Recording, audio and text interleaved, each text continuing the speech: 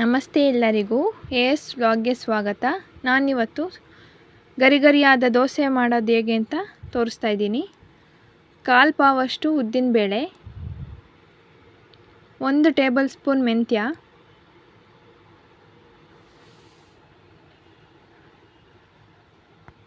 50 ಗ್ರಾಮಷ್ಟು ಸಬ್ಬಕ್ಕಿ,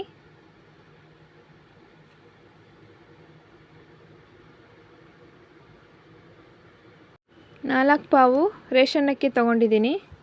ರೇಷನ್ ಅಕ್ಕಿಲಿ ಮಾಡೋದ್ರಿಂದ ದೋಸೆ ಗರಿಗರಿಯಾಗಿ ಚೆನ್ನಾಗಿ ಬರುತ್ತೆ.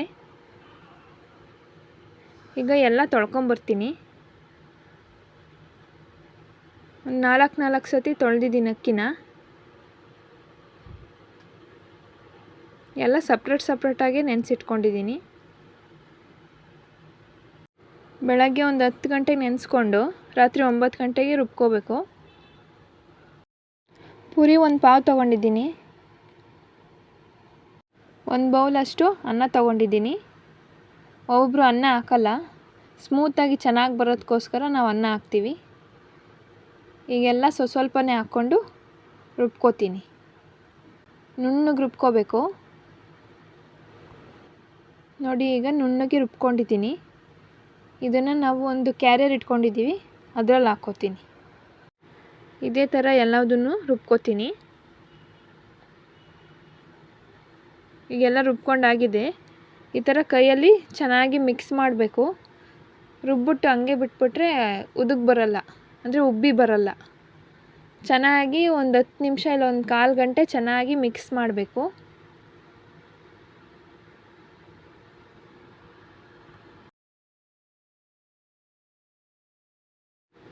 ಈಗ ಚೆನ್ನಾಗಿ ಮಿಕ್ಸ್ ಮಾಡ್ಕೊಂಡಿದ್ದೀನಿ. ಮುಚ್ಚಳ ಮುಚ್ಚಿ ಎತ್ತಿಡ್ತೀನಿ. ನಾವೀಗ ರಾತ್ರಿ ರುಬ್ಬಿರೋದ್ರಿಂದ ಬೆಳಗ್ಗೆಗೆ ಚೆನ್ನಾಗಿ ಉಬ್ಬಿ ಬರುತ್ತೆ. ಆಗಲೇ ಮಾಡಬಾರ್ದು. ನೋಡಿ ಎಷ್ಟು ಚೆನ್ನಾಗಿ ಉಬ್ಬಿ ಬಂದಿದೆ.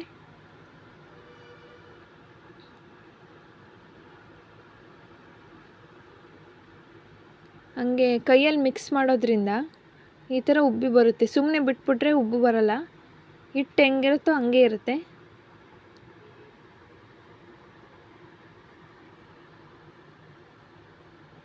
ಈಗ ಹಿಟ್ಟಿಗೆ ಎಷ್ಟು ಬೇಕು ರುಚಿಗೆ ತಕ್ಕಷ್ಟು ಉಪ್ಪು. ಚೆನ್ನಾಗಿ ಮಿಕ್ಸ್ ಮಾಡ್ಕೊತಾ ಇದ್ದೀನಿ. ಉಪ್ಪು ಕರಗೋ ಅಷ್ಟರಲ್ಲಿ ಚಟ್ನಿ ರುಬ್ಕೊಂಬರ್ತೀನಿ. ಈಗ ಒಂದು ಜಾರ್ ಇಟ್ಕೊಂಡಿದ್ದೀನಿ.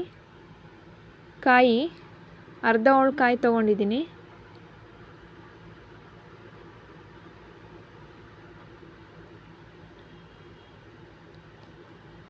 ಒಂದು 12 ಮೆಣಸಿನ್ಕಾಯಿ ಹಾಕ್ತಾಯಿದ್ದೀನಿ, ಹಸಿರು ಮೆಣಸಿನ್ಕಾಯಿ. ನಿಮ್ಮ ಖಾರಕ್ಕೆ ಅನುಗುಣವಾಗಿ ಮೆಣಸಿನ್ಕಾಯಿನ ಹಾಕ್ಕೊಳ್ಳಿ. ಬೆಳ್ಳುಳ್ಳಿ ಒಂದು 5-6 ಇಲ್ಕ್ ಹಾಕ್ಕೊಂಡಿದ್ದೀನಿ. 1 ನೆಲ್ಲಿಕಾಯಿ ಗಾತ್ರದಷ್ಟು ಹುಣಸೆಹಣ್ಣು, 1 ಕಡ್ಡಿ ಕರಿಬೇವನ್ನ ಹುರಿದು ಹಾಕ್ಕೊಂಡಿದ್ದೀನಿ.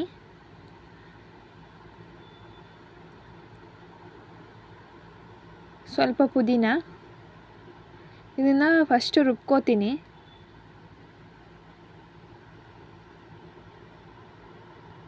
ಕೊತ್ತಂಬರಿ ಸೊಪ್ಪು 1 ಹಿಡಿಯಷ್ಟು, ಕಡಲೆ ಬೀಜ ಹುರಿದು ಹಾಕ್ಕೊಂಡಿದ್ದೀನಿ ಒಂದು 50 ಗ್ರಾಮು.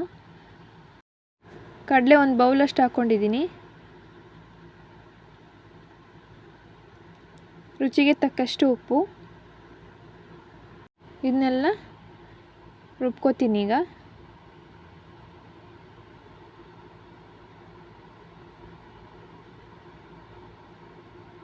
ಸ್ವಲ್ಪ ನೀರು ಹಾಕ್ಕೊಂಡು ರುಬ್ಕೋತೀನಿ.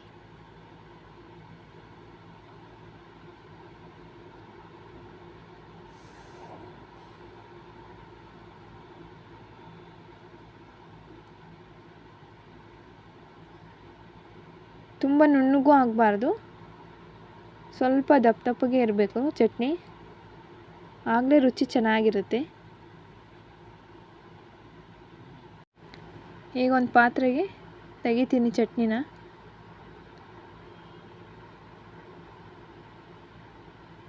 ನಿಮಗೆ ಗಟ್ಟಿ ಅನಿಸಿದ್ರೆ ಸ್ವಲ್ಪ ನೀರು ಹಾಕ್ಕೊಂಡು ಮಿಕ್ಸ್ ಮಾಡ್ಕೊಳ್ಳಿ. ಈಗ ಚಟ್ನಿ ರೆಡಿಯಾಗಿದೆ. ದೋಸೆ ಹಾಕ್ಕೊಳ್ಳೋಣ.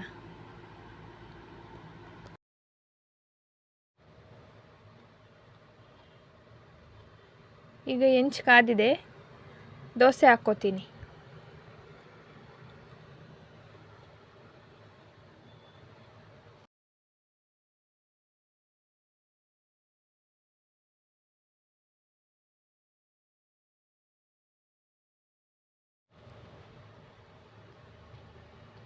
ಎಣ್ಣೆ ಹಾಕ್ತಾಯಿದ್ದೀನಿ.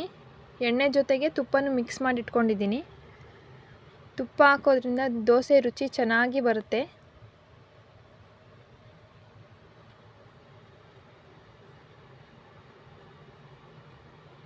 ನೋಡಿ ಎಷ್ಟು ಚೆನ್ನಾಗಿ ಗರಿ ಗರಿಯಾಗಿ ಬಂದಿದೆ ದೋಸೆ.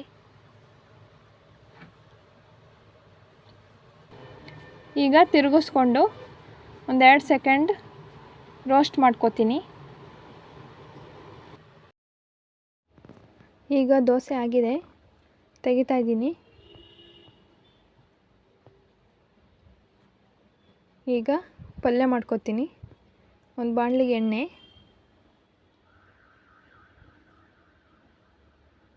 ಎಣ್ಣೆ ಕಾದಿದೆ.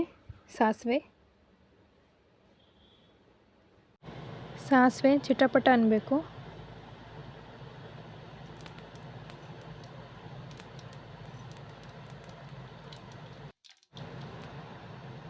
ಒಂದು ಸ್ಪೂನ್ ಕಡಲೆಬೇಳೆ, 1 ಸ್ಪೂನ್ ಉದ್ದಿನಬೇಳೆ,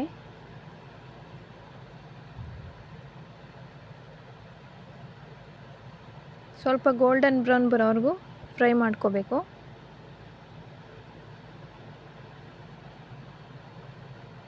ಈಗ ಆಗಿದೆ. ಕರಿಬೇವು ಹಾಕ್ತಾಯಿದ್ದೀನಿ.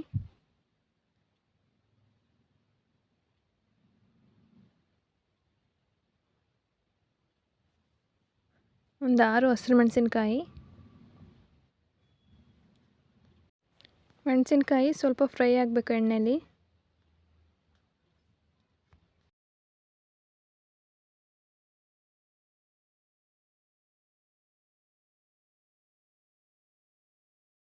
ಒಂದು 5 ಸ್ಲೈಸಾಗಿ ಹೆಚ್ಚಿಟ್ಕೊಂಡ್ರು ಈರುಳ್ಳಿ,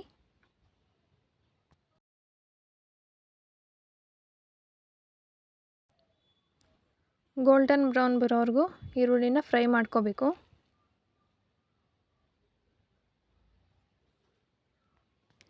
ಈರುಳ್ಳಿ ಫ್ರೈ ಆಗಿದೆ. ಅರಿಶಿನ ಹಾಕ್ತಾಯಿದ್ದೀನಿ.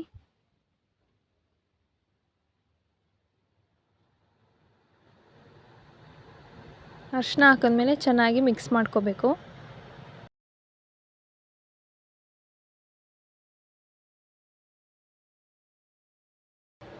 ಈಗ ಸ್ಮ್ಯಾಶ್ ಮಾಡಿ ಇಟ್ಕೊಂಡಿರೋ ಆಲೂಗಡ್ಡೆ ಹಾಕ್ತಾಯಿದ್ದೀನಿ.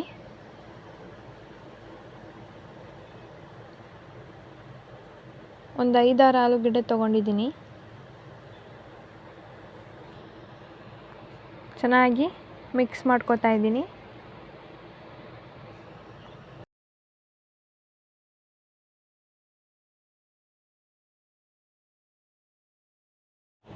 ಈಗ ಆಲೂಗೆಡ್ಡೆ ಎಲ್ಲ ಚೆನ್ನಾಗಿ ಮಿಕ್ಸ್ ಮಾಡ್ಕೊಂಡಿದ್ದೀನಿ.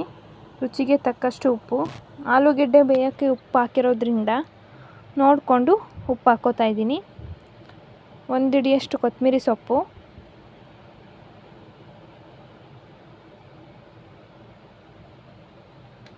ಉಪ್ಪು ಎಲ್ಲ ಕಡೆ ಹಿಡಿಯೋ ಥರ ಮಿಕ್ಸ್ ಮಾಡ್ಕೋತೀನಿ.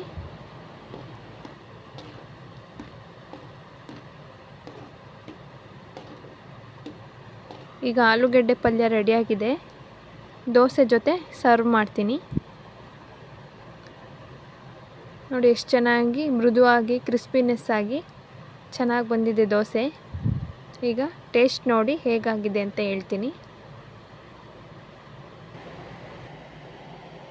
ತುಂಬ ಚೆನ್ನಾಗಾಗಿದೆ, ರುಚಿಯಾಗಿದೆ, ಹೋಟೆಲ್ ಥರನೇ ಇದೆ. ಇದೇ ಥರ ನೀವು ದೋಸೆ, ಪಲ್ಯ, ಚಟ್ನಿ ಟ್ರೈ ಮಾಡಿ. ಹೇಗಾಗಿದೆ ಅಂತ ನಮಗೆ ಕಮೆಂಟ್ ಮಾಡಿ. ಹಾಗೆ ನಮ್ಮ ಚಾನಲ್ನ ಸಬ್ಸ್ಕ್ರೈಬ್ ಮಾಡಿ, ಲೈಕ್ ಮಾಡಿ. ನಮ್ಮ ವಿಡಿಯೋ ನೋಡ್ತಾ ಇದ್ದೀರಾ, ಯಾರೂ ಸಬ್ಸ್ಕ್ರೈಬ್ ಮಾಡ್ಕೊಂಡಿಲ್ಲ, ದಯವಿಟ್ಟು ಸಬ್ಸ್ಕ್ರೈಬ್ ಮಾಡ್ಕೊಳ್ಳಿ. Thank you for watching.